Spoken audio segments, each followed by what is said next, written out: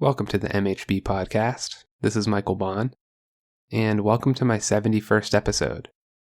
Tonight I want to take a look at Isaiah chapter 18. This is a message for Ethiopia. Remember that this was a time period where pretty much everyone was terrified of being conquered by the Assyrian Empire. The Ethiopian king, Tirhakah, had received word that the Assyrians were on the move, marching south. So he sent ambassadors north to Judah in an effort to form an alliance. At the very least, he wanted to encourage Judah to resist the imperialism of Assyria by promising that he would send aid when they needed it. This proposition was attractive to some of the members of King Hezekiah's council in Judah. But Isaiah stepped in and admonished Hezekiah not to depend on the strength of earthly alliances against the empire. Heeding this advice, Judah told the Ethiopians to return back to their homeland. They told the Ethiopians that Judah didn't need anyone but God to repel the Assyrians. I want to point out that this is one of those examples where being a man of faith looks extraordinarily stupid to a person outside of the faith. Imagine being Judah and knowing that this horrible war machine is coming for your country. You have access to a prophet in Isaiah who is claiming that you'll be fine if you trust in the Lord. But his claim is actually more severe than that. Not only should you trust in the Lord, but you should actually reject the support of forming alliances with neighboring countries. I know you've all heard people say that thoughts and prayers are useless in the wake of a tragedy. Many people view thoughts and prayers as if they are an excuse to avoid taking real action. And sometimes they are. But we make a grievous error if we diminish the power that comes from trusting in God while acting. Action by itself is not enough. Prayer as an excuse to avoid doing what God is calling you to do is not enough. You must have action and prayer.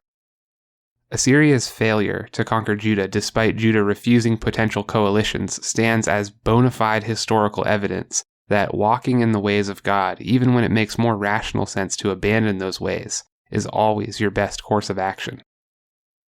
Trying to make decisions devoid of faith is only going to cause you to fall into a ditch.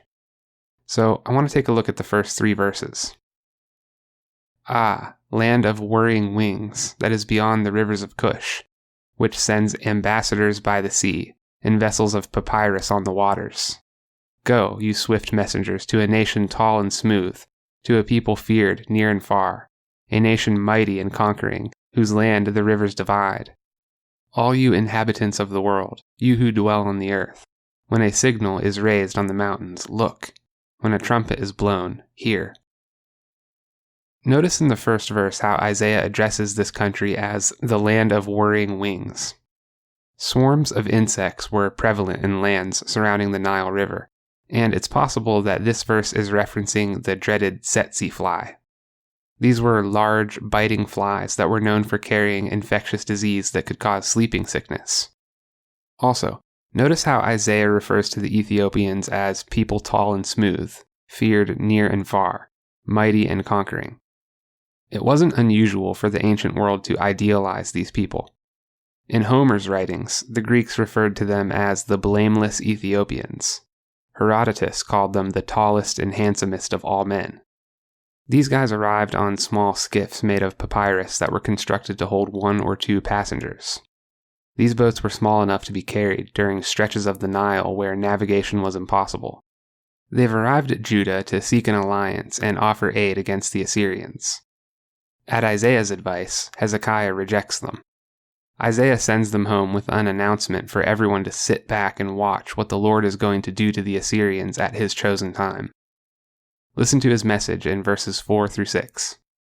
For thus the Lord said to me, I will quietly look from my dwelling, like clear heat in sunshine, like a cloud of dew in the heat of harvest. For before the harvest, when the blossom is over, and the flower becomes a ripening grape, he cuts off the shoots with pruning hooks, and the spreading branches he lops off and clears away. They shall all of them be left to the birds of prey of the mountains, and to the beasts of the earth. And the birds of prey will summer on them, and all the beasts of the earth will winter on them. I can't emphasize enough how much faith it must have taken for Isaiah to make this declaration. He's announcing to the Ethiopians, as well as to his own people, that the Lord is going to cut down Assyria right in the moment where it looks like their plans of conquest are most favorable. To an outsider, Isaiah's words would sound like the ravings of a madman. Notice the natural language that he uses here. Isaiah pictures the Assyrians like a vine that has ripened and is now being cut down. This is to say that under God's authority, Assyria has been allowed to turn into a superpower. But the Assyrian king has become so proud and arrogant in the wake of his conquests that now the Lord himself has arrived to cut them down. We are left with a scene of destruction and death as a vast portion of the Assyrian army is destroyed in one night. What kind of effect does this have on Judah and the neighboring nations? Listen to verse 7. At that time, tribute will be brought to the Lord of hosts, from a people tall and smooth, from a people feared near and far, a nation mighty and conquering, whose land the rivers divide, to Mount Zion, the place of the name of the Lord of hosts. The collapse of the Assyrian army triggered a couple of things. It caused the Ethiopians and other nations to send tribute and gifts to Judah as an acknowledgement of the awesome power of God. It also sparked up revolts among nations that the Assyrians had been subjugating. Less than 90 years after the night God destroyed Assyria's army in Judah, the entire empire declined into non-existence. The once feared juggernaut that inspired the Ethiopians to send ambassadors to Judah was no more. You would think, after a monumental event like this, the people in Judah and surrounding nations would learn that fear of the Lord is the beginning of wisdom. And they did learn this for a time, but that wouldn't last forever. If you find this content valuable, feel free to share it and to use it in your own studies.